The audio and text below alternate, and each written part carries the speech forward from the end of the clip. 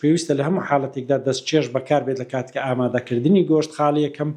خاڵی دووەم ئەو گۆشتەی کە بەکار دەهێنرێت لە ئێستادا یان کاتێکی تر هەتا پلەی 0 سیلیزی بۆ 5 سیلیزی هەڵبگیرێت لە ناو سەلاجەیان لە ناو فرێزەری سەلاجەکان لە ماڵەوە، دواتر بە ڕێژەیەک بکڵێندرێتن، تەواو بکڵێندرێتن بۆ ئەوەی بتوانن دواتر بە شێوازێکی سەلامت بەکاری بێنن. بۆ ئافرەتان لە ماڵەوە لە ئێستادا زۆر زەروریە، هەرچەندە ئێمە بەرکەوتە یەکەمی ئەو زۆرە نەخۆشیانن، بەڵام مانای ئەوە نییە هاوڵاتیانیش لە دەرەوە تەواو سەلامت بن. ئەوانەی کە گۆشت بەکاردێنن لە خواردنگەکانیان ئافرەتەکان لە ماڵەوە پێویستە بە تەواوی دەستچێشەوە دەستچێش بەکاربێنن تەنها بۆ ئامادەکردنی ئەو گۆشتە بێ، واتە ناکرێ گۆشتی ئامادەکرد بە هەمان دەستچێشەوە دەست بدا لە شتی تر.